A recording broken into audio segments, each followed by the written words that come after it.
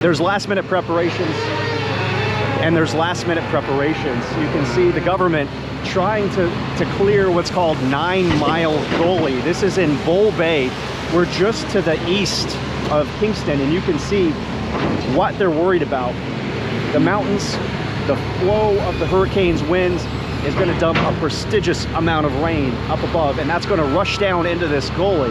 And what has happened before, which has been catastrophic, the water, it's hard to believe as this is empty right now, but the water will rise above the banks and it goes into the community along the sides, and that is the catastrophe that they're trying to avoid here at the last second.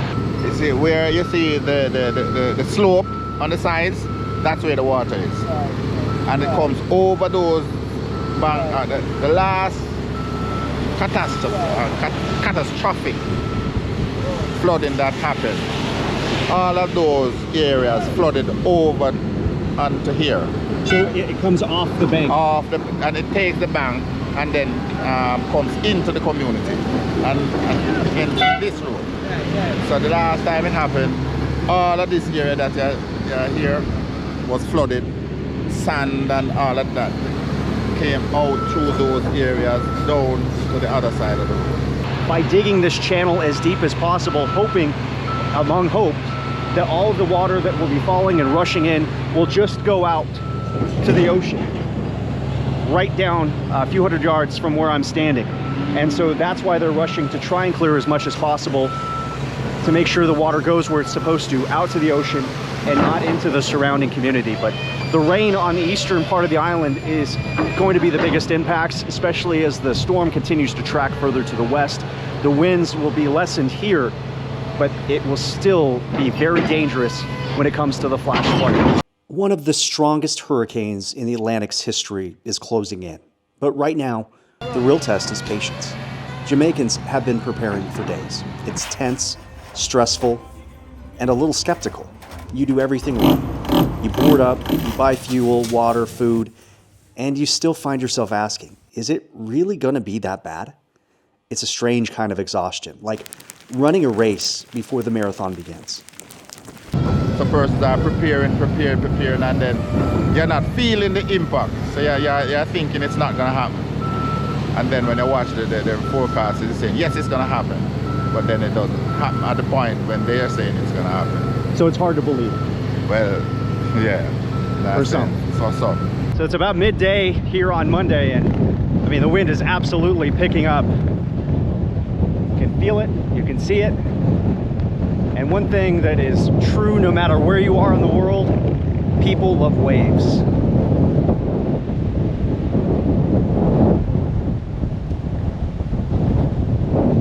So everybody's here, watching, waiting, wondering. They know this is the last few hours of freedom before they have to be sheltered in place. Is this the last moment of freedom? Is that why you're trying to get them out? Yeah, we're taking a quick drive out, you know, we're kind of adventure seekers, so we just wanted to experience all of this before we got locked in the house. We don't know how long we're going to be there. So I was his age, 4 years old, that's when Gilbert hit, and I remember that. I remember when Gilbert, we lost our roof. So even as a 4-year-old, I'm in my 40s now, and I still remember that experience. How old is this guy? He's just turned 5. Okay, so about the same age. Yeah. Yeah. What do you? How are you? She's 2. She's 2. How are you explaining to them like what's coming? Well, you know, I just need to tell them that there's going to be a lot of thunder, there's going to be a lot of noise. We're taking up all their toys and put it in one area, and you know, trying to make a safe room for them. So you know, if there's any emergency, we need to go in here. Water is here. You know, that's all we can do really. I don't want to frighten them, but you just need to prepare them. Jamaica still remembers Gilbert, a 1988 monster that tore the island apart and left more than 300 dead. Melissa's different. Stronger, slower, meaner. She's coming from the south, the one direction where the mountains can't protect you. And when a storm moves this slow, it's not just the wind you worry about, it's the endless rain, the rising water. People in Kingston are clinging to hope that the storm slides west, but even if it does, the east side still faces days of flooding and surge. You prep for a hurricane with batteries, water, you board up windows. But what about the storm we go through every day online? Disasters are chaotic by nature. Your digital life doesn't have to be. That's why I use Surfshark VPN, the sponsor of this video. Now, what's a VPN? A virtual private network. Translation, it locks your digital life down. With Surfshark, my location's masked, my identity's encrypted, and my data isn't floating around like storm debris every time I log on to public Wi-Fi, like at an airport. Most VPNs cap your devices. Surfshark doesn't. My favorite trick? You can spoof your IP address, pretend you're in a different country.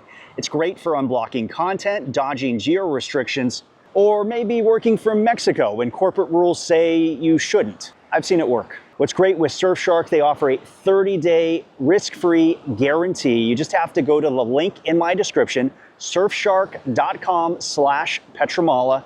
Once you're there, check out with the code Petramala, my last name, and they're gonna throw in 4 months for free. So you can already see signs of the problems when it comes to the wave action and the storm surge that's already being pushed in by Hurricane Melissa, even though it's tracking south and west of where we are here east of Kingston. I mean, these waves are large and they're crashing close to shore. They're already shoving rocks into the one road, the one highway that goes east and west. Tear my whole entire roof off. I'm praying it doesn't. But I just put some sandbags by the door, trying to keep the place secured, doing whatever. Just praying to God that Jamaica stays safe. I know the storm's moving further west, so is that giving you some hope? It is. It's giving me a lot of hope. Hopefully, it continues moving west and stay out to the ocean. Now, are you more worried about the wind or the waves and storm surge? Both. Because even 100 miles an hour wind is nothing nice. Along with the storm surge, look at this already, and this is just the start of it. So, it's tough. Where are you going for the storm? Because your house is right there on the edge of the sea. My backyard is the ocean. I'm headed into Kingston, further inland, at the other place. Do you have a friend, a family? Like, we have another house out here. So. Good, man. Yeah, I'm glad you're not staying. Some people are, though. A lot of people are staying because my house is right next to another community, and everybody's still there. So, why are people doing that? For security purposes, and you know, just to wait out the storm. Because if you notice, we're on a stretch of the highway that's right along the ocean, so once this gets damaged, people has no way to get back into their homes. For me, I'd rather stay away. Rather live with your life than your TV. I can replace everything, not this. Where Robert just talked to me, there's a yellow house in the distance. I mean, when he says the ocean's his backyard, it's literally his backyard. He says some neighbors are going to stay here because, again, you see the vulnerability here. All these rocks that are kicked up.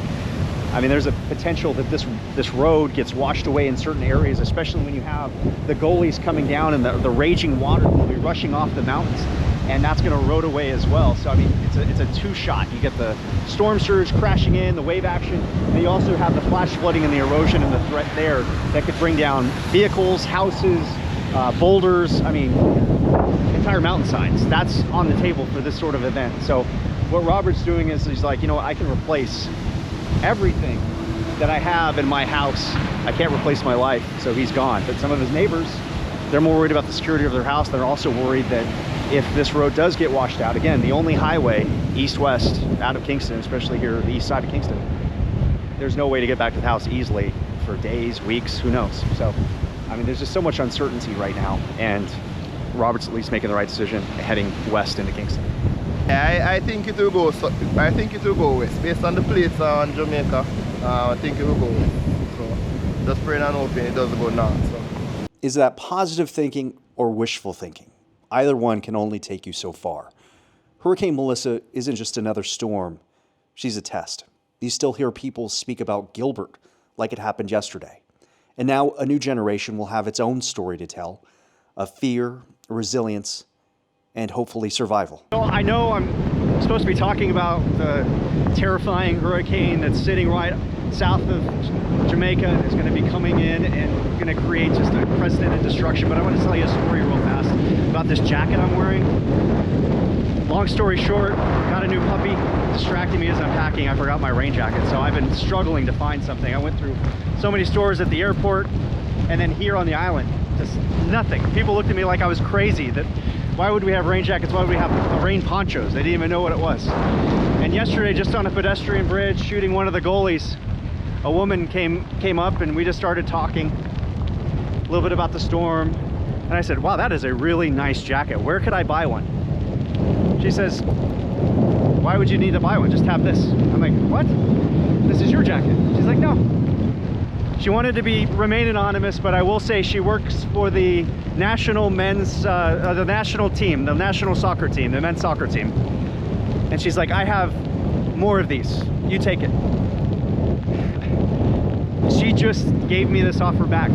She knew I was in need of a rain jacket for obviously being silly and coming to a hurricane with no rain jacket. But I just wanted to share that story because I want you to keep that in mind when you see the impacts of Hurricane Melissa and realize people like this are the ones that are being impacted. Not just today, not just tomorrow, but in the days and weeks and months ahead. These are the people in the path of Hurricane Melissa.